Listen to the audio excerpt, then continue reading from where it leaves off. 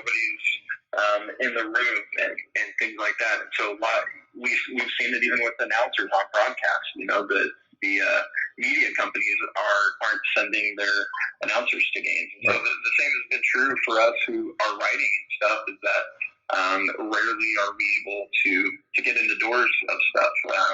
I know some stadiums are allowing stuff. Cameron Indoor Stadium, where Duke plays, they're not allowing media this season. And so it's affecting it big time in terms of just like the day-to-day like that on game day, like you were asking. So just learning how to, for me, get the content I need with a little bit less access than you might normally have.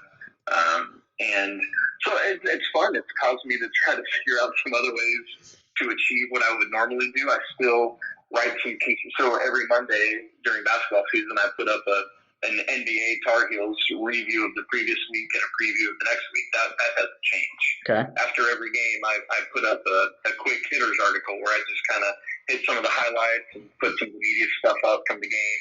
I'm still able to do that after every game, but some of my other filler work during the week, it's just much more statistically driven or some other things, as we're not quite able to connect with the players or coaches as much as normal.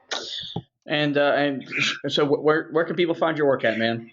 Yes, great. Sorry, I forgot to say that. So, nope, you're good. Like you said earlier, I write for Sports Illustrated and specifically for their North Carolina site. And so if you just look on Sports Illustrated and either Google my name or to go directly to it, it's si.com/college/UNC. And that's where you'll find my work there. Or obviously I'm always getting stuff out on Twitter. I love stats. I think of myself as a statistical storyteller. I like to think about numbers and how they help tell the stories of the young men and women playing these games that we love. And so I throw a lot of numbers out on through Twitter, and so that's a great way you can stay connected as well. Well, there you go, guys. Isaac, man, just want to thank you. This was the first time I've ever had you on. This is fantastic. Hopefully we can talk again sometime down the road this basketball season. I would love to do it. Thank you so much for having me, Josh. All right. Good to be on with you. All right. Yes, sir. You have a good rest of your day. Yes, sir. You too. And there you go, guys. That's Isaac Schade, as he said, from SI.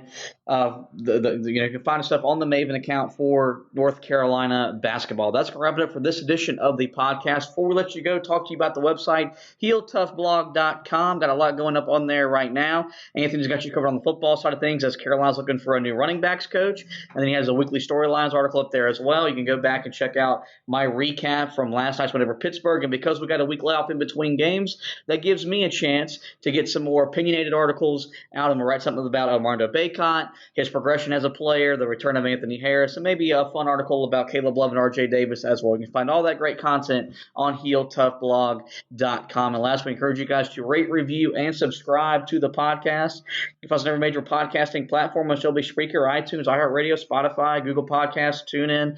Give us a like.